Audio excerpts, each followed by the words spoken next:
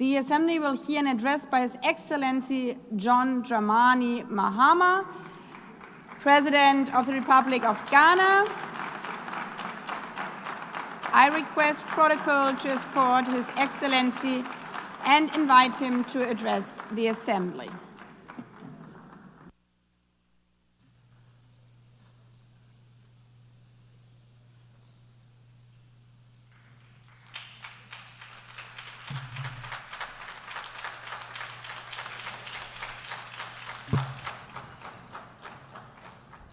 Thank you, Madam President, Mr. Secretary General, Excellencies, ladies and gentlemen.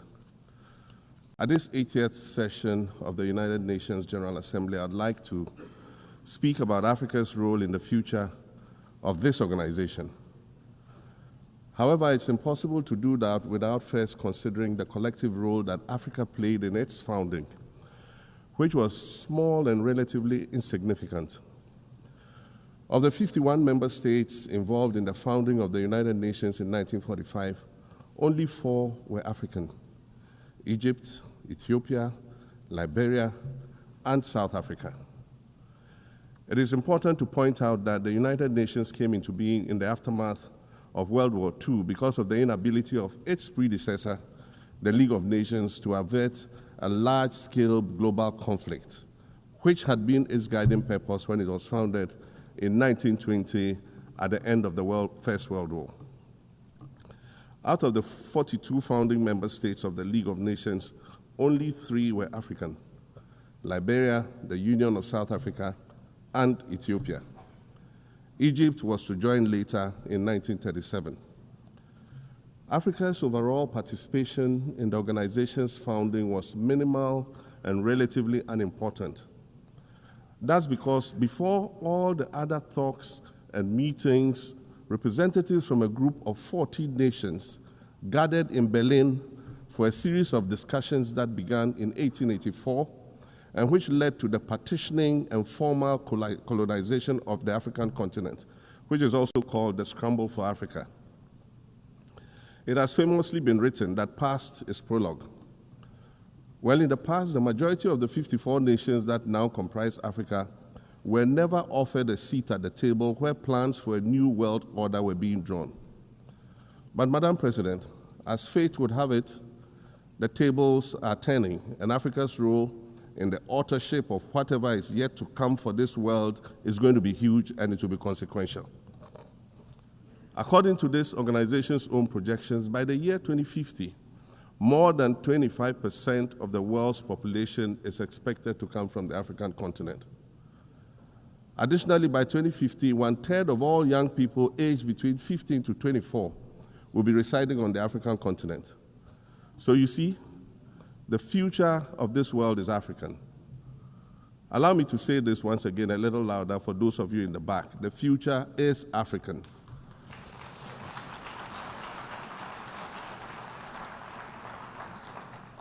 Already today, Africa is a catalyst for human potential and development, as well as for economic reform and ecological stability. Africa is a catalyst for systemic change. If this reality, which is fact-based and straightforward, seems provocative or unsettling, perhaps it's because you are viewing it through the lens of centuries of filters, colonialism and imperialism, and the resulting implicit bias. Maybe you are unaware of the resilience of African nations or their remarkable ability to make a strong comeback just when you think it's safe to count them out. That is what is happening right now in my own country, Ghana. Our constitution limits leaders to 2 4-year terms. In January, I was sworn in for a second term, which, let me point out, was non-consecutive with my first term. Our currency, the Ghana cedi, was rapidly depreciating, faced with rising inflation, a huge debt burden, and low morale amongst our citizens. My new administration settled down quickly and embarked on an ambitious program of comprehensive transformation designed to restructure Ghana's economic foundation and enhance our competitive standing globally. We refer to this process of recalibration as our reset agenda. In just 8 months, we have achieved significant reduction in inflation from 23.8% in December 2024 to 11.5% in August 2025, restoring price stability for our citizens. Additionally, our currency, the Ghana cedi, has appreciated considerably against other currencies, with Bloomberg reporting it as the best performing currency in the world at one point. Our improved sovereign credit rating reflects increasing investor confidence in our economy. And our 24-hour economy initiative promises to transform our economy. And there's a renewed willingness amongst our people to trust that their elected officials have Ghana's interests at heart and that we're progressing together. Madam President, I believe that in honor of this milestone celebration, the United Nations should also embark on a process of serious recalibration and establish its own reset agenda. Since the organization's founding, the number of UN member nations has nearly quadrupled. And quite frankly, it is not the same world that it was back then when the UN was formed. I mentioned earlier that I began my second non-consecutive term as president this past January. My first term ended in January 2017. In that span of time, 8 years, the world has changed with such ferocity. My first days in office after my return felt as though I had just awakened from a Rip Van Winkle-style sleep. Now, no, that was only after 8 years. Imagine then what it will be like after 80 years since the founding of the United Nations. In 1945, the sun had not yet set on the largest empire in history. The most common mode of international travel was by sea. The personal computer had not been invented, let alone made portable. And television, a new convenience, was still in its infancy, albeit in black and white color. Relations between the US and the Soviet Union were turning frosty, with Winston Churchill declaring that an iron curtain has descended across the European continent. Fast track 80 years on, in today's world, hundreds of thousands of commercial flights take off and land every day. Libraries have been digitized so that volumes of literature can exist on a small device, small enough to fit inside your pocket. We live in a world of cryptocurrency, artificial intelligence, social media, the internet and its dark hidden dungeon of the dark web, all of which carry a potential threat to global peace and security. Climate change is real, and we're fighting a losing battle against the loss of Maldives and other island nations to the rising sea level, against the loss of Timbuktu to desertification and the Amazon forest to global warming and deforestation. Madam President, the UN Founding Charter is outdated when it comes to representation in this August Assembly. The most powerful post-World War II nations are still being rewarded with an almost totalitarian guardianship over the rest of the world. And yet, the first sentence in Chapter 2, Article 1 of the UN Charter declares that the organization is based on the principle of sovereign equality of all its members. If this were true, and was the case, a continent as large as Africa, with its numerous UN member states, would have at least one permanent seat on the Security Council.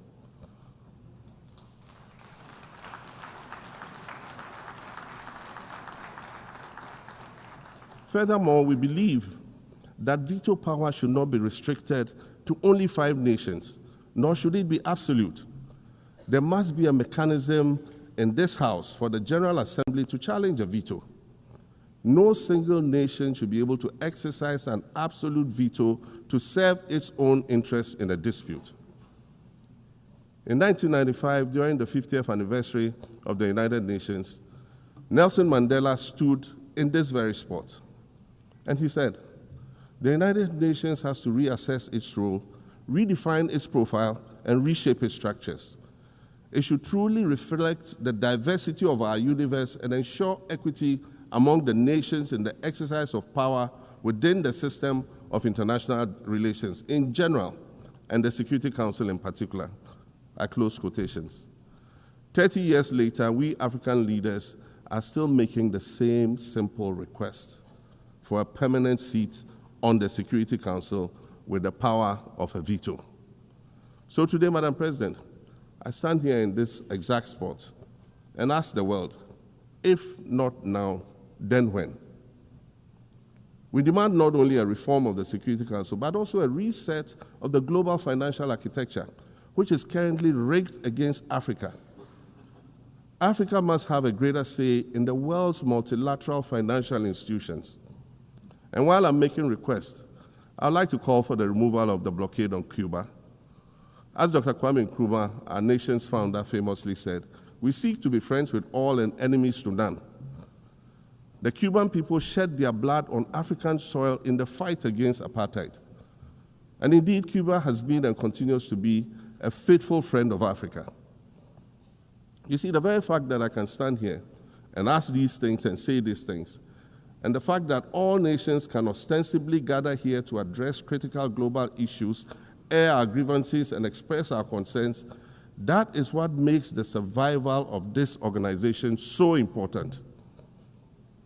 In every old city or village, you'll find a town square, or a courtyard, or a plaza that once served as a gathering space for the citizens of the community and their leaders. Meetings and celebrations were held there, as were trials and elections. And these were spaces that brought people together and held them together as a community. Sadly, time and technology have eroded these spaces. Madam President, in many ways, the United Nations is the proverbial town square of our modern global village. And it has never been more critical for us to protect this one space that brings and holds the world nations together as a community. The internet, social media platforms, and artificial intelligence offer us the illusion of connectivity, when in fact what they do is reinforce isolation by using algorithms that ensure that we do not receive new ideas and perspectives, but rather more of the same content. We are served alternative facts and manipulated images, making it easy to disseminate disinformation and sow seeds of division amongst communities. Madam President, these are dangerous times. Our world is currently experiencing a rise in nationalism and economic instability. There's a general breakdown of multilateralism. Various acts of aggression have been committed against the sovereignty of others, and nations are attempting to circumvent the very safeguards that were put in place to prevent large-scale global conflict. These conditions are all too similar to the ones that led to the League of Nations' failure in fulfilling its mandate. The denial of visas to President Abbas and the Palestinian delegation sets a bad precedent and should be deeply worrying to all member nations of the United Nations. Ghana recognized the state of Palestine in 1988 and supported a two-state solution to the conflict since then. And I say, contrary to the claims of some, a two-state solution would not be a reward for Hamas. It would rather be a reprieve for the hundreds of thousands of innocent women and children and people who are facing collective punishment and forced starvation for no reason other than the fact that they are Palestinian. For nearly 2 years and for the fear of reprisals, we here in this General Assembly have been playing hide and seek with language to find the right words to help us avoid or excuse what we all know is taking place in Gaza. But here is the thing, it doesn't matter what you call it. If it looks like a duck, it swims like a duck, and quacks like a duck, well, then it must be a duck. The crimes in Gaza must stop.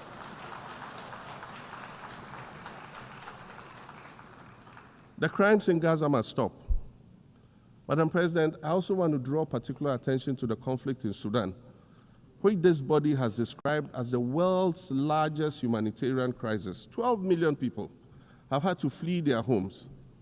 And when we speak of migration, we refer to the 12 million new Sudanese refugees, whom we as a global community should be willing to assist in much the same way that many member nations readily assisted new refugees coming out of Ukraine. Let's dispense with the euphemisms and dog whistles and speak frankly. It is not a mystery that when leaders of Western nations complain of their migration problems, they are often referring to immigrants from the global south. But many of those immigrants are climate refugees. And interestingly, the global north emits 75% more greenhouse gases than the global south. However, the effects of climate change are more severe in the global south because we lack the resources to address them effectively. And so when the desert encroaches on our villages and towns and they become unlivable, we are forced to flee.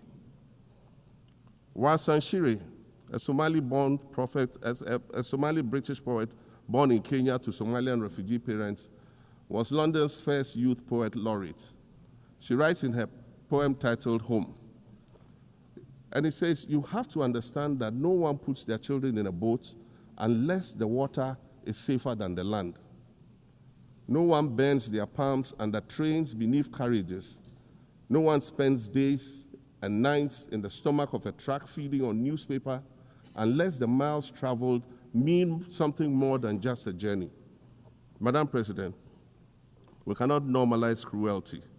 We cannot normalize hatred. We cannot normalize xenophobia and racism. If we're going to tell a story, let's not tell it slant. Let's tell all the truth. When we speak of migrants, we speak of Mami Ewusi Mensah Frimpong, a judge on the U.S. District Court for the Central District of California. She's the first black female judge on any of California's 4 federal district courts. She was born here in America to immigrant parents from Ghana. We speak of Peter Bosman, a medical doctor in Ghana who moved to the town of Piran in Slovenia in the 1980s and later became the first black mayor of Piran, the first black mayor in Slovenia and in the whole of Eastern Europe. We speak of T. Michael, the iconic Ghanaian Norwegian artist and designer. And of course, we speak of the late Kofi Annan, former United Nations Secretary General.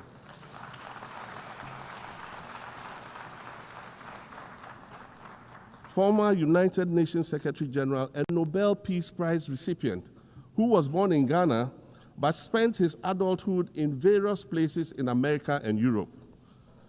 These are people who have brought great distinction to the countries that they decided to call home. Just as the migrants and the children of migrants before them did, I dare say these are not invaders. These are not criminals. Madam President, the slave trade must be recognized as the greatest crime against humanity.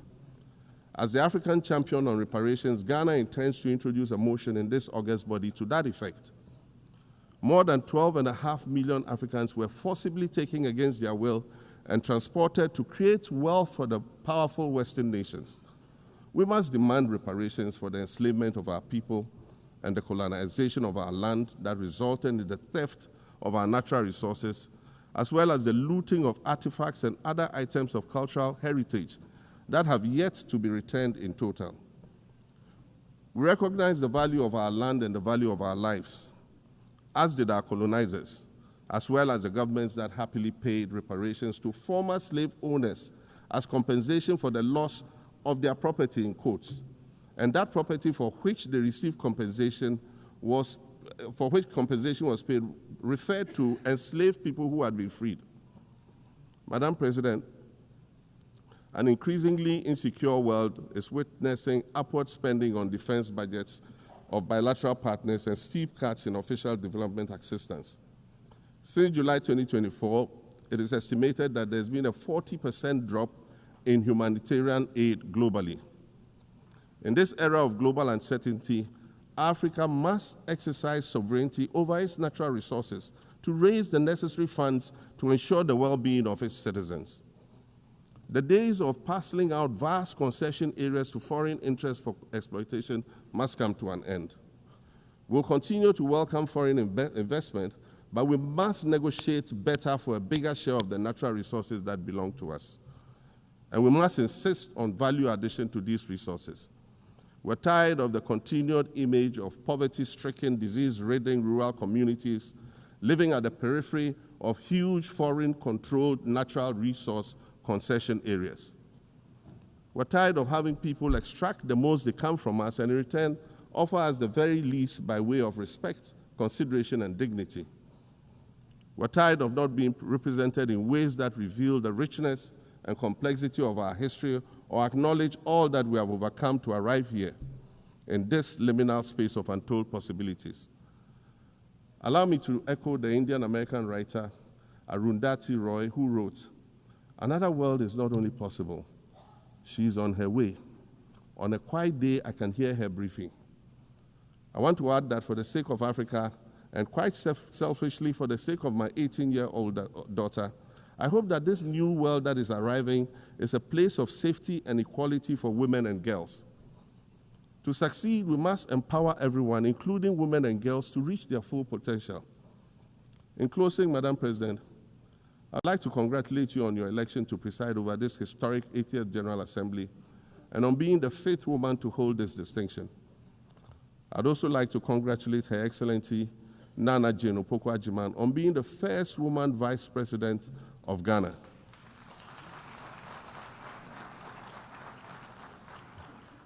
Now every Ghanaian girl knows the heights to which she can ascend. Words matter, but issues of representation matter even more, which is why Ghana looks forward to the appointment of a woman as Secretary General of this organization in the near future.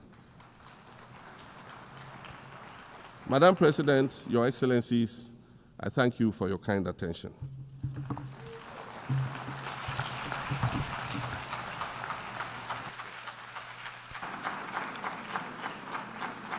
On behalf of the General Assembly, I wish to thank the President of the Republic of Ghana.